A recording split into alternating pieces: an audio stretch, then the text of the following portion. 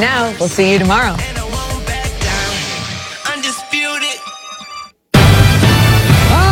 Here we go. We are packed on a Tuesday. This is The Herd, wherever you may be and however you may be listening. Live in Los Angeles, iHeartRadio, Fox Sports Radio, and FS1. 1 hour from now, I care too much. It's sort of sad. The Herd hierarchy, top 10 teams in the league. Joy Taylor joining me as always. Good morning. How are you? I'm great. How are you? Sweater weather? It is sweater weather, yes. We are packed today. This is going to be a great show today. I don't think I remember an NFL season this crazy. This is wild. 10 teams in the NFC have a playoff possibility still. 10 teams. We got a third of the NBA's tanking. One team can win. We got the whole NFC is wide open in this thing, and so Minnesota's loss last night. It's crazy. For the record, breaking news, John DeFilippo, the offensive coordinator for the Vikings, just got fired. Yeah, it's his fault. Yeah, by the way, Philadelphia, go get him for Carson Wentz. So this is funny about last night. There's a reason. Last night was classic Kirk Cousins. He lost the game in prime time and ends up with garbage yards at the end. And this is why I say you got to watch the games. Last night I said this to my wife. I said, "Man, this is boring." Well, why do you keep watching it? I said, because you got to watch the games. Don't pay attention to stats. There have been years that if you didn't watch Andy Dalton, you looked at his box score, you're like, "Woo, he's a Pro Bowler." Jacksonville gave Blake Bortles. Whoa, Blake. Did you watch Blake Bortles? Last night is the difference between Russell Wilson and Kirk Cousins. Neither played well. In fact, Russell had a terrible interception. But Russell Wilson always makes the play in the game. And that was an equally huge game for both teams. Kirk Cousins never makes the play. Neither played great. But one made a great play. Russell Wilson scrambles right there, down the sideline. That changed everything. Quarterbacks don't play well every weekend. Peyton Manning didn't. Brady doesn't. Breeze had a stinker against the Cowboys. But do you make the play? The NBA is littered with guys like Zach LaVine, who scored 24 a night, and you won't remember 3 baskets when he's done. Blake Griffin, 26 a night, an endless highlight reel. Has he ever hit a big shot? Russell Wilson right now is behind Matt Ryan. He's 11th in fantasy football quarterback points. He's behind Matt Ryan, who's on a 5-game losing streak and never makes the play. He's behind Cam Newton, also on a 5-game losing streak. I say this, judge a person on a bad day. That's who they are. Every parent's in a good mood when little Johnny hits the game-winning Little League home run. But what about when little Johnny goes 0 for 3 and the umpire hosed him? How's dad act then? Because that's who dad is. Russell Wilson put up a stinker last night. Had the worst interception of the season. The craziest, goofiest, awful throw of the year. But he made the play. Kirk Cousins is now 4-13 in primetime games. Russell Wilson is 21-5. Russell Wilson wins 60% of his road games. Kirk Cousins wins 36% of them. But if you looked at the box score last night, Kirk Cousins, 20 of 33, over 200 yards, touchdown, no picks, 90 passer rating. If you look at the box score, Russell Wilson, 10 for 20, 72 yards, no TDs, a pick, and a passer rating of 37. Tell my wife, I got to watch these games. And last night's why you got to watch the games. By the way, Minnesota, I don't want to hear about officiating. Okay, you're the only team in the league that through 13 games, you could make 13 a round number. You're 6-1. You define average. You got 2 world-class receivers, excellent defense, and you couldn't score till garbage time. I don't want to hear about officiating. You got a gift call against the Packers and Clay Matthews earlier this year, and true to form, you couldn't even win that game. You tied it. Watch the games.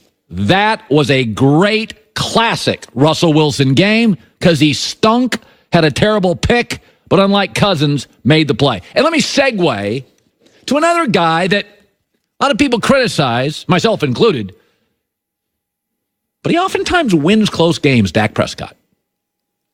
So I want to remind everybody, as we shift to Dak talk, that Kirk Cousins was the best free agent quarterback on the market this year.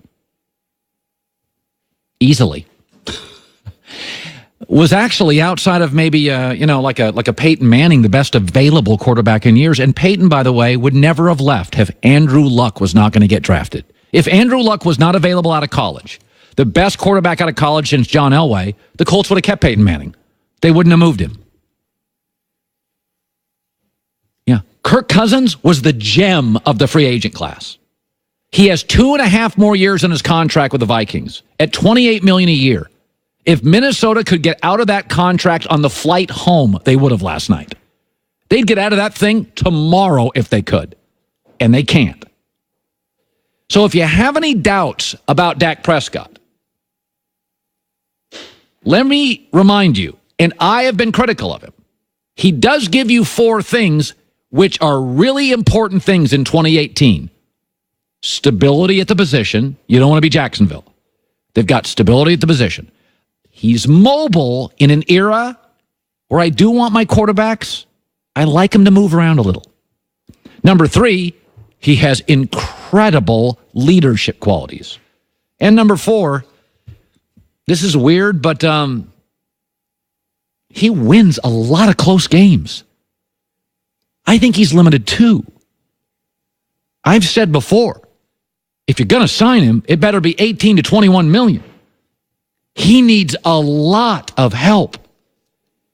But college football only gives you about 1 to 2 quarterbacks a year. And it should be noted, Dallas doesn't have a first-round pick next year. Dak has the leverage of scarcity. There's not many quarterbacks out there. And as I'm watching Kirk Cousins last night, I'm thinking about Dak. And I'm thinking, Kirk Cousins, he was the gem of the quarterback free agent class. He cannot win a close game. He cannot win a primetime game. Jerry Jones was on Dallas radio this morning, and he knows Dak better than all of us, and he said, Dak, you ever notice how often he wins big games? The thing you got to remember about Dak, he's so well prepared. I don't know we've had a player that is as focused on the game plan or focused on what he's being told in the classroom. He takes to the practice field. I can't emphasize enough that you hang around and you hang through a mistake on a given play, and you're going to have something good happen. And that's the way I feel about Dak. I think that was somebody playing Jerry Jones. It sounded almost too much like Jerry Jones, but he's right. So in review, in my first segment today, Russell Wilson played lousy, but I love him because he makes the play. And Dak Prescott, in my opinion, is an average quarterback talent. But man, he makes plays in big games, offers stability, can move around a little bit, and has incredible leadership qualities. Do not forget, Kirk Cousins was the gem of the free agent class. Okay, just don't forget that. Is that we can bang on Russell Wilson's interception and performance last night, and a guy like me can come out and say, Dak drives me crazy, and I think he has an incredibly low ceiling. It's about 2 inches from the floor. But sports isn't about Blake Griffin averaging 26 a night. It's not about Zach LaVine averaging 24 a night. I don't know what Ray Allen averaged, but I can remember a dozen big shots in his career. I don't know what Dwayne Wade's career average is. I can think of 50 huge plays in his career. I want guys who make plays, even if they're incredibly flawed. Andy Dalton and Kirk Cousins don't. As long as the number's right with Dak, he does. And Jerry's not getting rid of him. He does. And well, all these games on this 5-game winning streak for Dallas, they're all like 1 play, 1 possession games, and they're winning all of them. Coming up next, I always give credit when a local media member can criticize a local icon. That is not easy to do. A columnist in Pittsburgh, it's time to consider firing Mike Tomlin. And he lays out a very convincing argument for the Steelers head coach. That's coming up next. When it comes to costly car repairs, you need options. Instead, you're often stuck bargain hunting for the best deal because you don't want to fork over $850. That's why extended vehicle protection from CarShield is so important. First of all, they make the process of fixing your car for a covered repair really easy. You pick the mechanic and they reimburse them. You can even go to the dealership where you bought the car. They'll reimburse them. They also give you a rental car free while your car's being repaired, and they give you roadside assistance 24/7 if you ever need it. $2 billion have been put out in claims by CarShield. Save yourself thousands from a potential landmine, which is an $800 bill, and you don't have $800. Go to carshield.com and put in the code HERD, H-E-R-D. Get